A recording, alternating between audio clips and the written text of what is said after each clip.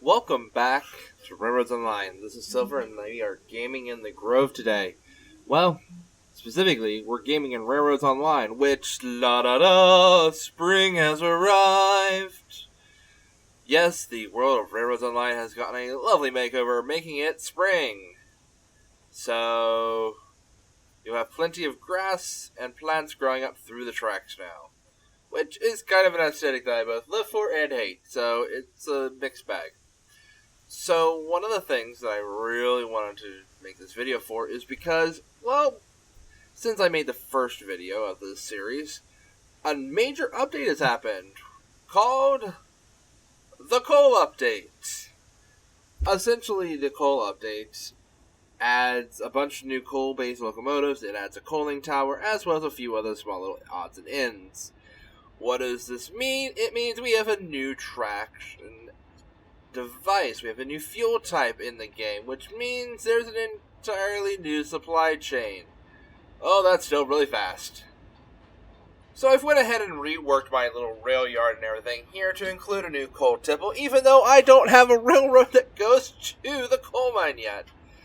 But it was kind of fun to kind of like rethink everything and kind of like connect it all in, because with a coal line, you want to be able to drop off a lot of coal cars, so straight through was really pretty much the main choice. But it also, as this tower gives us a lovely view of our surrounding areas. In fact, you can see the entire yard much easily now. Sorry, much more easily. Words. You can also see in the distance the sawmill. And over there, that little area there is actually going to be the cut that takes us down to the smelter. But let's not get too much into that, because the smelter's over there, we're over here, and we don't have a line that goes to the iron mill, to the iron mine yet, which we need to do if we want to start getting coal. But since I had to redo some things, you may have noticed something in the distance that I didn't really talk about explicitly. Let's go down there and let's look at it in detail, and I'll discuss it more when we're there. As part of the update, they also added in a three-way switch. A stub switch, in fact. Which, essentially, I've heard a few different historians speak about this. This is both correct and incorrect. Honestly, there's a lot of parts that are missing from it, but it works in a gameplay sense. The interesting thing is that this kind of may and may not have happened. Usually they would use a thinner rail here, just because it would be lighter, and you would need to, like, lift it. Now, the switch itself does look a little weird, because if you do that, it actually moves the track to the left, even though the sign points to the right. Which, oddly enough, makes sense when you think of the mechanics. See, right now, this is being used as a mechanical pull and push.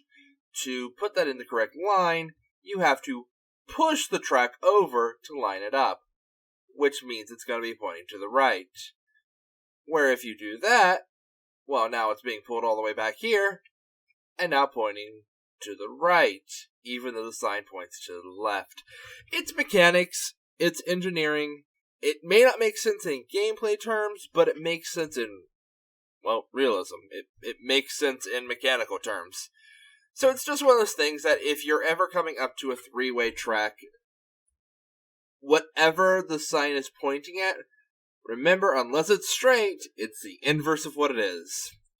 There's also a bit of weirdness here with the shadowing, and the switch stand also, if you decide to flip it over, like if you put the switch stand over here, the groundwork doesn't work with it yet. I'm sure that'll get fixed, but it's an initial game release bug, so, can't really avoid that.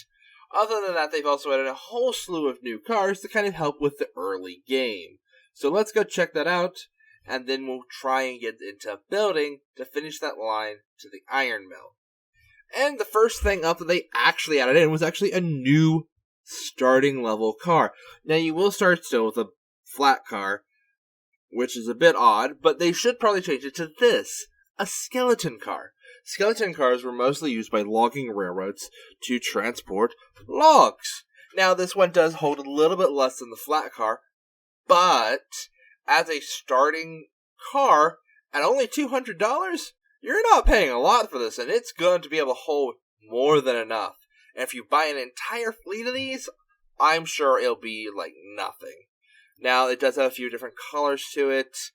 That green is a decision, and I feel like I know the railroad it's from, but I'm going to leave it alone and just move on. It's a nice black one. And then you can also name a number of them. Let's call this one ROG. And let's do 405. And let's see. Where's the numbers go right on the middle. So the name doesn't seem to go anywhere. There is some nice, like, details here. Like, that spring right there. That's actually really nice. For new rolling stock, it's not exactly what we needed, but it is kind of interesting. Especially considering this is kind of more early game stuff to kind of, like, help out those players who wanted more to do in the early before buying, like, large amounts of cars that are much more expensive. So you can very quickly, like, run trains, get these cars, and move up. Let's move on to the next one. Next up is actually the East Broad Top Hopper. These were used mostly over in the Pennsylvania region, not Colorado like this game is supposed to be in. Loosely, this is very loosely supposed to be Colorado. But this is an East Broad Top Hopper. So these are actually probably closer to me than it is to where the game's supposed to be set. These are usually used for coal, especially over here in the mountains. In the Appalachian Mountains, you get a lot of coal trains, especially even back in the heyday. There are some nice details, as you can see, like, through the edge here. Those are some really nice details that, you know, overall, it's an interesting little hopper. Now, it is a bottom drop hopper, which means the coal would come from here at the bottom and drop out into whatever it is. So these would probably be really good for if you're wanting a realistic version of a hopper that you're taking to your coal tipples, because it would just drop out the bottom. Now, for naming and numbering, it's right next to the wheel and right above. That's not bad. I am seeing some missing information. There is nothing for the weight and capacity, but I don't even know if these would have these. East Broad Top, I haven't been there, so I don't know if they have them on there. I wouldn't be surprised if they did, but, you know. Also, the handles there are to drop that at the bottom. I don't know how it ties in up here, though. That's kind of odd. There might be mechanics between the walls that we can't see. But overall, interesting model. I think it has a few colors. I went ahead and renamed it to Gaming in the Grove for our channel. Ooh, that is a red. That's a nice brown. I actually really like that brown. Not bad. Not bad. Not bad. None of these are bad. None of these are, like, weird colors. So we don't have any, like, green standing out. So, once again, this holds a little bit less, especially with, I think, iron. But coal, it holds, like, almost the same amount as the main hopper. Should probably hold a bit more, considering it's more spread out. But, you know, that's up in the air. I'm going to jump into the next car, and we'll go ahead over that. And here we are, the coffin tank car. This was mostly used over in the California, Nevada area for their narrow gauge trains. And I think even maybe the Rio Grande may have had some of these. They were easy to slap together and put together. Absolutely much longer than the tank car that we have in the game right now, but the issue is, right now it actively has less. But fluids are a bit tricky, so it's hard to tell. That is a nice feature of it. You have your information down there. I don't know if I believe all that. That's a pretty nice little detail there with a little, like, oil spill with some wetness. That's nice. It's also a bit reflective. That's kind of cool. That's unique. Overall, I like the riveted look. I like the length of it. I just wish it held more.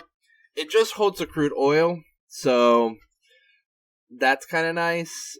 The only issue I have is that this is a little bit smaller than the normal tank car, so it's kind of going to be a weird catch-22 of, do you want to pay the smaller amount, or do you want to pay the more amount for more to hold? If you wanted more variety in your trains, it would definitely work as well for that. Let's go ahead and look at these paints. Ooh, add some more, like, dirt to it. There's that green again. It came back. It's a decision. The yellow was also a decision, but it was actually a historical decision. And then there's a nice black option, so that's nice. Alright, we're going to go ahead and move on to the next train car and go over it. Once again, reminder, most of these train cars are smaller limitations, but, cheaper price. Now, this one's a little bit weird. It's a stock car, which normally you would think means, oh yes, we're getting stock in the game. We're going to get, animals that we have to transport. Nope. Actually, I had to, go to do some historical digging about this. This is actually something that they used to do. So, there was only a certain amount of seasons where you would actually need a stock car to deliver animals. During the rest of the year, you have those cars pretty much doing nothing if they didn't find a way to repurpose it. So what did the railroads do? They did what they're great at. They threw tools and otherwise boxed up goods into them and sent them on their way. They essentially just used the stock cars like a normal box car. The stock car itself has some lovely design, especially because you can see straight in, so it's not very hidden. I do love the brake there, the detail of the handrail. I don't know if that works. I haven't bought one of these yet. I don't know if it works. I don't need anything that hauls crates of tools yet. I don't know if this is the same capacity as the box car. I do know it's a bit cheaper than the box car. But I don't know yet. We haven't got there because we'll need the iron mine connected up and everything being transported for us to finally get there. But overall, it looks like a fantastic model, and I can't wait to get this. I think this is going to be a fun one to potentially get, to just kind of diversify our trains, as well as maybe because it'll help us deliver some goods faster earlier on. Let's look through its colors. It has this very bright kind of pinkish red. I'm guessing it's more of a faded red than anything. Let's see what else we have. That is a lovely brown. I like that. I like that a lot. That is a decision. That is caboose red. That is a decision. And there's the green again. Back again. I don't know for sure what railroad they're trying to take that from, but those green liveries are going, oh, there's Virginia and Truckee. That is about correct. Yeah, Virginia and Truckee also used to do this too, from what I've seen. White font on yellow. Why? Alright. And Bumblebee yellow. Even worse. That I don't know who did, because I don't think anyone did. I don't know anyone who would do that. If they did, they would have at least done a black font. That is a decision. And a black car. That's also almost love it as much as the brown. Alright, we're going to move on, and we're going to see the next car. Actually, turns out first up is our first new locomotive, the Mason Bogie, which we already kind of found out about through the lovely telegraph house over there. Turns out before Christmas, it was making some lovely noise about this locomotive. And I had to learn some stuff about this, because this was kind of a weird one. I've seen it in, models, and I've seen it, a theme park version of it made later on, usually removing one of the wheels, so it's a 440 instead. But overall, it's a very interestingly designed locomotive. Especially because it's meant to go around tight curves. Specifically meant to go around tight curves. That's why the middle wheel is a blind wheel, because these are supposed to be on one kind of continuous bogie going on the curves. And this is separate. This is supposed to be rolling on its own. And then so is this. This is like a normal axle, which would be under normally a tender, which is a separate car. But for this, they just built it in. So overall, there's 3 axles, which would allow it to kind of bend and go around curves a lot better. And there's no rigid structure, because I think what they said is it actually pivots right here underneath the boiler, which is a decision. But it worked.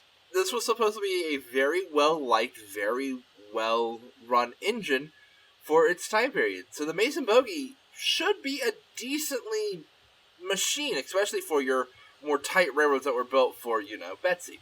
Some lovely details. I'm seeing details here that are insane. Oh, that's a decision. It does have a valve here. Supposedly I've heard that does not animate correctly. and it jumps. Here's hoping they fix that, because, if that doesn't work right, that's going to look weird. That's a decision. Hopefully it's not a, we'll add a flag here decision, because no, we don't need flags on this. There is some nice headlights. Taunton, I've been there, actually. Really? These are made in Taunton, Massachusetts? But interesting color choices. The green definitely stands out. As you can see, it is one of our first coal-filled engines. And even inside, there's some nice little details. Ooh, with foldable chairs. That's something that we're actually missing from a lot of the other ones. They tend to start adding, like, foldable chairs to it. Sadly, I'm not an engineer specifically, so I don't understand all the mechanics in here, but I do see some interesting mechanics around, like, the windows and stuff. For, like, opening and closing them, which I don't know. Oh, the door was on a roller? Oh, look at that. It wasn't like a normal door that swings. They actually put it on a roller, as well as have a nice little roller here so you can get into, like, the tinder. That is a decision and a half. It's very tight and cramped in here, though. My goodness, you're going to go straight from that coal right into there very easily. Alright, so let's see. I'm going to come out here, and we'll start with smokestacks. Let's see what the new smokestack options are. Normal one, nice, pretty much straight stack, fine with it. That is it's a fancier stack. Nothing really different about it, it's just a bit fancier. Especially for railroads who want to spend the extra little bit of money. Understandable. That's a spark arrestor. That's a decision. Okay. I've seen that before. There's actually photos of that. That looks alright. I kind of like it. That is a decision and a half. I have not seen photos of that. It might be historical, but that looks a little weird. Once again, I've seen sort of photos like that, maybe. That is a bulbous boy. Decisions were made. I hate it. Let's see what we have for different headlights. This is the first one. Okay. Nice. It also has the engine number on it. That's really cool. And then we lose that for the next one, which, it's alright. Then we're back with it. I like that. I like that a lot. This is more of an electric lamp version. Has the number of the locomotive on the side of it. That's not bad. And that is Walt Disney World type design right there. That is a decision and a half. Oh boy.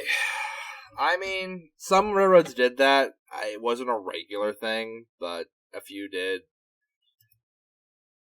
And I got different designs for that one, too. So you can have your antlers. If you really want. I'm going to go back to the one I really liked. I like that one. It looks a little weird, but I like the numbers being on both sides. So what we're going to do now is we're going to go ahead and look through the paint colors, see if there's anything here that is not this green. Oh, that's nice. Still get the green a little bit, but nice. Oh, I'll take the other green. I'll take the other green. That looks like a theme park train. Okay. Moving on. Oh, that's nice. That's a nice, plain, simple black paint job. Very nice. So I tried looking it up. I did not see anywhere that the Baltimore and Ohio ever owned a Mason bogie. And if they did, they would have had to standardize the gauge. But that, I don't think so. I did end up finding some information about a Mason bogie in the green color scheme, though. Which I didn't expect, actually. The green color scheme, it seems, comes from the Denver, South Park, and Pacific, specifically.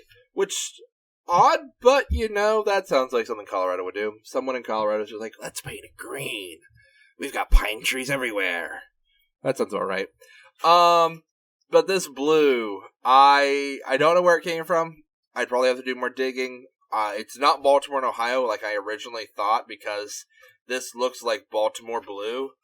but Baltimore blue. That's not what it's called. They usually use like a Royal Navy blue and various blue highlights and stuff like that. But this is a decision. I won't lie. I'd probably get it just because I like blue, but it wouldn't fit with the rest of the locomotives. So we'll hold off on that. I do have someone else that I co-run this save file with, so I'd have to ask them first if we can get one in the blue. But let's go ahead and move on. This is our Mason Bogey 10 mile. So next up is the Ruby Basin. The Ruby Basin is I've actively seen this advertised. I've never actually went and seen her. She is from the Dakotas. And that kind of makes her fit right in with the local region here. A bit more eastern than the Rocky Mountains specifically. She'd be found in like the Black Hills. And usually I've seen her with a black paint scheme. I'm not going to lie, the green probably is prototypical as well. It looks more, once again, South Park. Different South Park. But this is an interesting decision. It's a nice locomotive. It's very European in design. This looks kind of like the American locomotives that we made in around World War II. I don't think it is. I think 1891. Yeah, this is much older than that. But it is interesting because I think we did end up taking this and using these type of designs for World War II when we had to like take trains over there. Which we did. That was actually a thing that we did in the war. There are multiple trains in the U.S. that were made in USA. That are just left over in Europe. We brought some of them back. We have them in museums over here now. There is some nice lining down here. You can see the boiler. Some nice rods. Lovely details underneath. Like, these are lovely details underneath that you only get to see. The explanation for the triple coupler was actually very interesting. Usually these were found on engines that worked on, there's even the air pressure hose. We'll get to that in a few too. They were used on railroads that had dual standard gauge and narrow gauge lines. I went and found this information out from one of the historians that used to work on railroads online. He has since left. He now works at the Colorado Railroad Museum. His name's Heiss. Absolutely should go check his videos out as well. He does some more kind of like funny videos, but also does like great historical dives about a lot of this. And yeah, so essentially, because standard gauge and narrow gauge would sometimes intermix, it meant that sometimes you would be riding very weird in the track. So they would need different locations to hook up into the cars based off of which side of the track the dual gauge was going to be on. So that makes sense. That works. That's not like a weird gamify thing. That's actually historical. But yeah, there's absolutely an air hose line here for air brakes, which is a pretty modern thing, actually. I'm curious to see if that comes into play ever.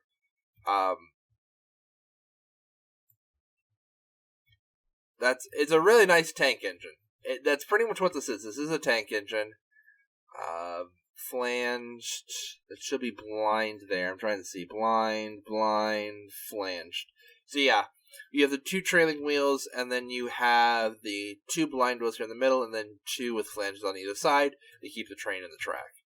And then that down there looks to be the water reservoir for the boiler. Nice details underneath, like seriously. Now for the cab. Let's see, what do we have here? It's a nice cab.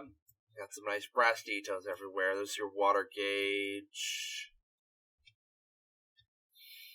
I don't know what that is. What is this?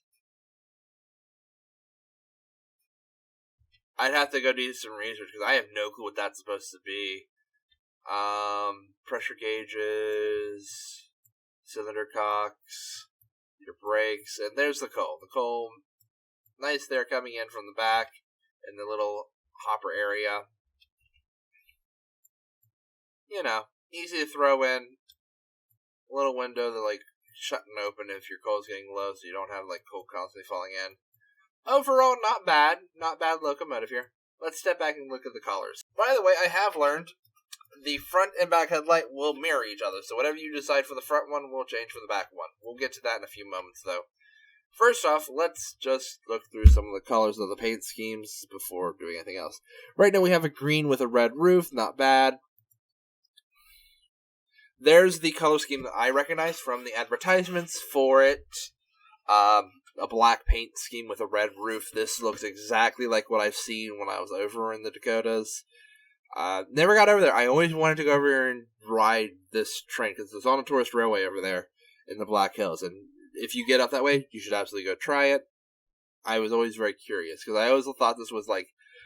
Honestly, when I looked at this, I thought this was a European design. The fact that this is an American design kind of catches me off guard.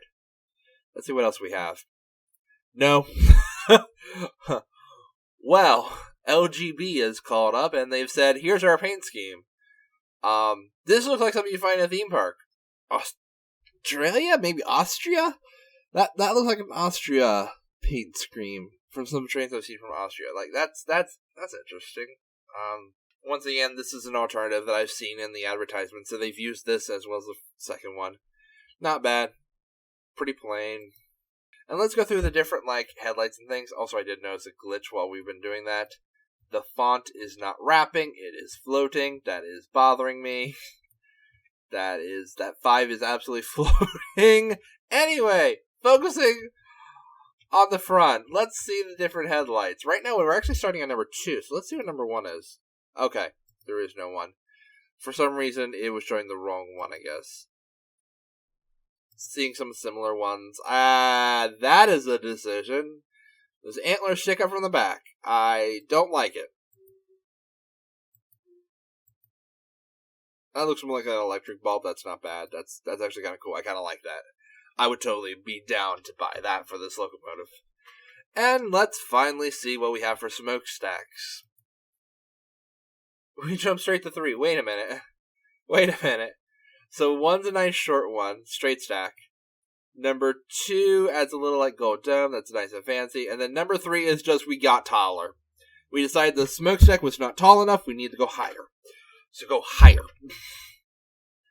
Nice little bit there at the top. I'm pretty sure it's like a spark arrestor of some sort that sparks are coming out. There's the Chungus boy again. And that's pretty much all we got for this one. So, not bad. Ruby Basin's going to be nice. I can't wait to get one. I think it's going to be exciting to have a Ruby Basin somewhere on the railroad. That's going to be a lot of money, though, so that's in our far future. We'll worry about that after we do some, like, trips down to the Iron Mine and back. Like, we should probably be able to get most of these locomotives after we actually get running more trains. So let's move on to the next one and see what they have. And we're back with a new cook. So a lot of people have seen in the trailers and stuff leading up to this that there was a 260 cook with coal. And people thought that was going to be, like, just, new version of the normal one. Nope, they left the other one, the wood-fired one, which is not realistic in any way, in the game. The Tinder is a decision and a half. There's that air brake hose again. So they have a lot of stuff here set up for air brakes. I wonder if this actually holds lanterns. That's a decision too. I mean, that's nice. That's a nice detail there. Yo, that's 1. That's 2. That's the one that I've liked on all of them so far. 3. Okay. Yeah, that's one of the older ones. Not bad. Not my favorites, but Let's see what else we have here. Smokestack. Straight from... Okay, we're having a weird issue where sometimes it, doesn't like this. So I'm going to set everything back to 1 after we do it to see if that helps. So 2 has a nice little top bit there. Not much. 3. Okay, normal funnels that we've seen before. Let's see what the colors are, because right now we have this very interesting black, blue, white, and red. It's a decision. It's interesting. It's a decision. The next one gives us some nice gold trim. Keeps some of the red in the fonts. Gives us a nice wood cab. Actually, that actually looks really nice. Even though I have other issues with this locomotive, I can't deny that's a nice looking locomotive. This is more looks like an army green or maybe a black coloring. The same version, but with a wooden cab now. And why are we blue? Why are we very, very, very, very, very blue? My goodness, that is so blue. Is the smokestack blue? Oh, it is. It is very, very, very blue. That is very blue. Oh no. How did you get so blue? That is a decision and a half. Yep. Is there any more colors in here? Oh! Merry Christmas! Merry Christmas! Oh, if I thought that blue was bad, this is, congratulations. You've bought a model from either LGB or Bachmann, and it's showing up, and you realized you've miscalculated. It's actually a full-size steam locomotive. I don't know how they miscalculated, but they did. You bought a model, and you got a full-size train track. Congratulations, you got an air gauge now, build a railroad. That is a decision and a half. Okay. Well, that's enough for the cook. Let's not cry. We'll move on to whatever's next. Oh. So, I've been kind of wondering about this one. This is a big locomotive. This is from the Tweetsy, which is actually not too far from me. It's about a day and a half drive, I think. It's over in kind of like the Carolina region. I believe the railroad used to run between the Carolinas and Tennessee. Let me think. East Tennessee and Western North Carolina Railroad. That's what it was. So this is the Tweetsy engine. It's big.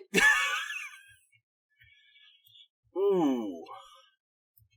Yeah, that's correct, but man, your knuckle coupler is rough.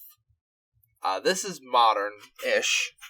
And when I say modern, I actually do mean modern. The date of this being built was supposed to be around 1903, which is still not that modern, but for steam engines, it's pretty modern. Which is why it has a lovely electric generator on the side of it.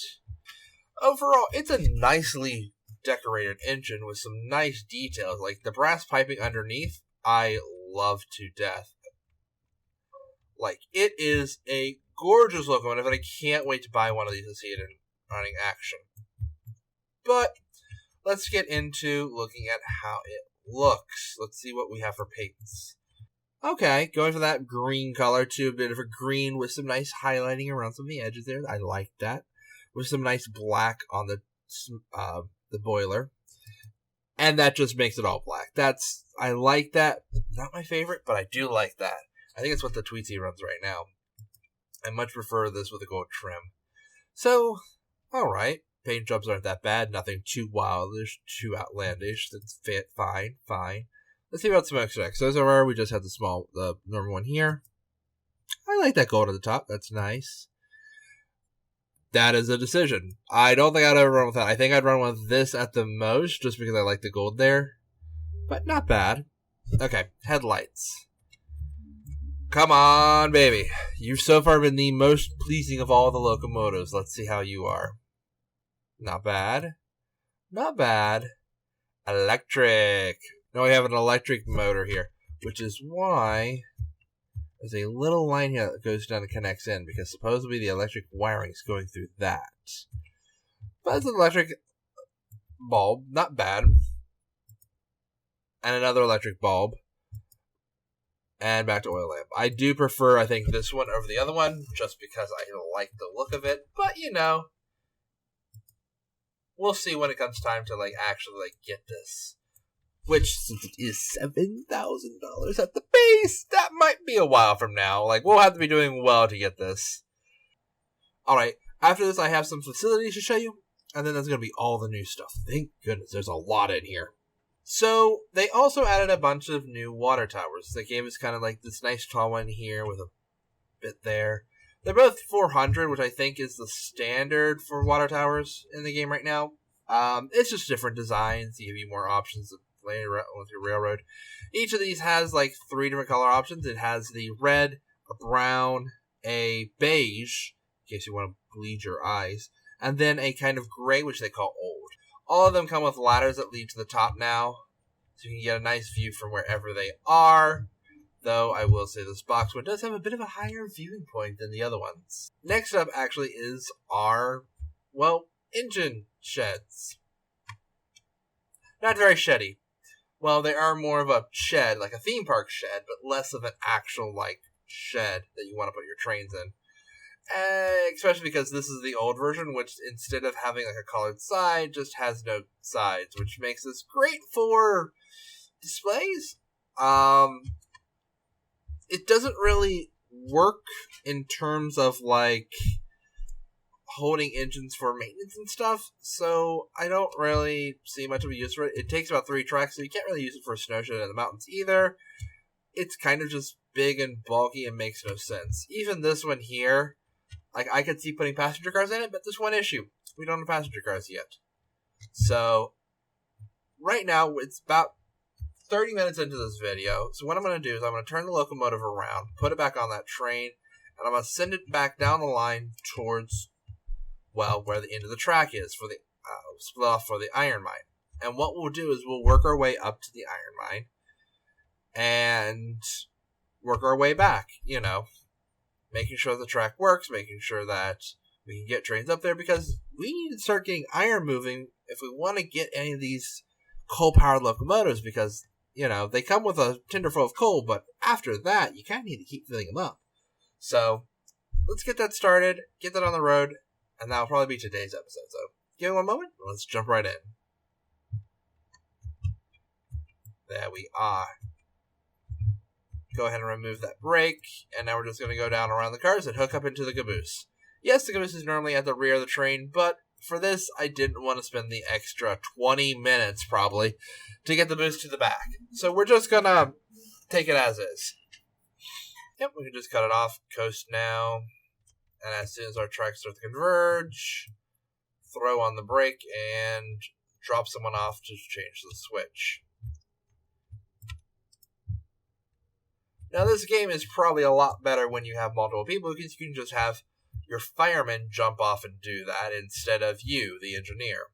But when there's only one of you, you get to do all the jobs. So let me make sure that the rear coupler is set up. There it is. Alright, and we're connected up, and now we're just heading on out. So, gotta open it up a bit more, because we want to make it up to that switch, and then we want to go down the mountain pass. I don't know if it's set for that, but fingers crossed. Barely got that switch, but we got it. Which, yeah, that's one of the new things. It kind of like slides. They didn't want the trains moonwalking anymore, so the wheels just lock up, which may want to work on that. And you need to find a nice balance, because it should probably still roll forwards. Because otherwise that would absolutely give you all the flat spots on your wheels. Now, where we're heading is the smelter. But to get there, the iron mine actually. But we have to head that way via smelter. There's going to be a switch over in this area here that takes us down to the smelter. We're going to be taking the one that goes up into nothingness right now. We're going to have some nice scenic shots, and when we get there, I'll go ahead and discuss how we're going to build this.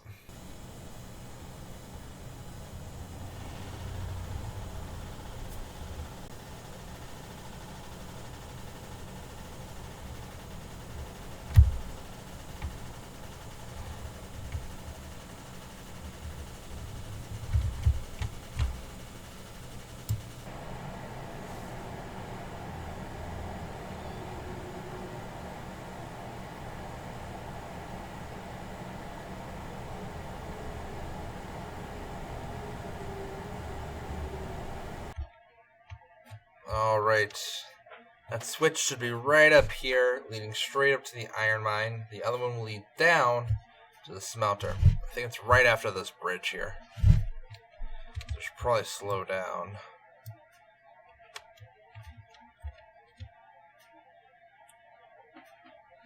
There we go.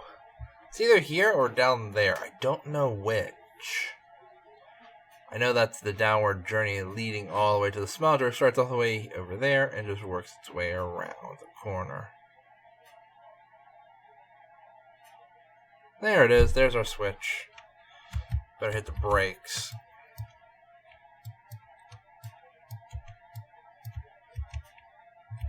Which means it's going to glide a little bit past the edge of the switch, so we'll have to pull it back a bit. Yeah, I would have preferred the moonwalking at this point. At least the moonwalking looked like the train was trying to stop. That just looks like we're trying to make flat spots.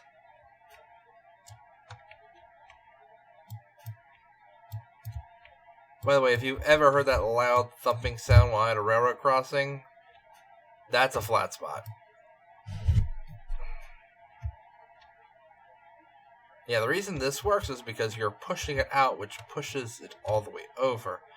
And then you pull it in to pull it over. So mechanically, that also makes sense, but for a very different reason. Usually you wouldn't be using those for this. So, let's see. What do we have for our track? Because this is the way up towards the iron mine.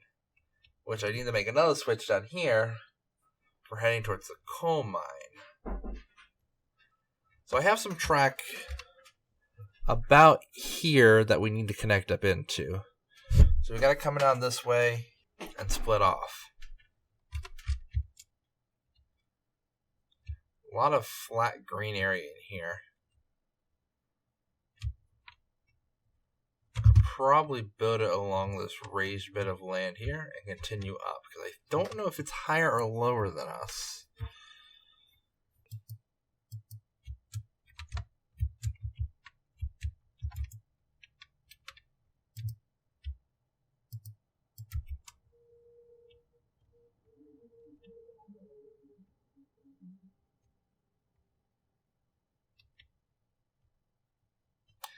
Yeah, this bridge will probably work a bit better here because it's a bit high.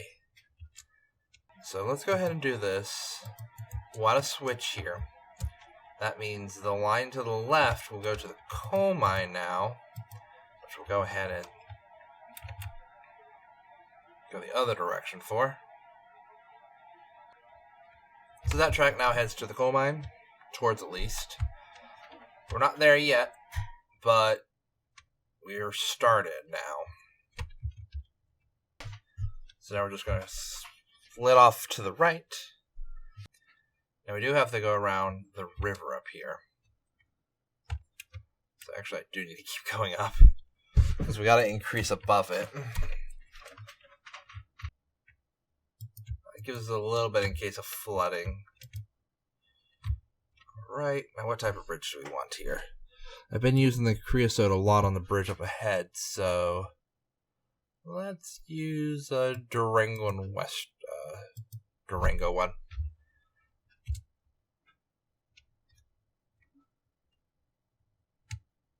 There we are, just give it a little bit of berth just in case. And there we are. I'm going to cut these trees down here. There we are, and now we can curve it again. Because what I'm going to do is I'm going to curve it the other way. Because I think we're now, yes, now we're in range of where we need to go, which is essentially making a right turn. Getting really used to doing that wrong, it seems. Alright. We'll see.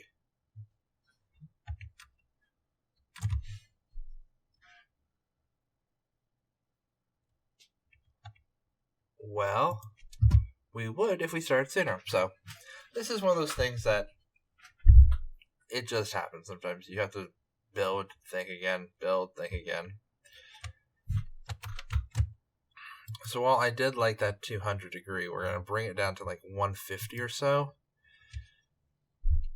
And just build the curve like that. It should allow us to connect straight up into that area over there. And we'll just start straight from the bridge with a 1, and then we'll go quickly to 2 when we get right over there. Alright, let's see.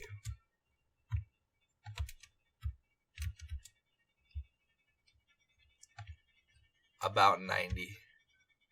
With actually a decrease. So, let's go ahead and connect that up. And there we are. That makes it official. We're now connected to the iron mine.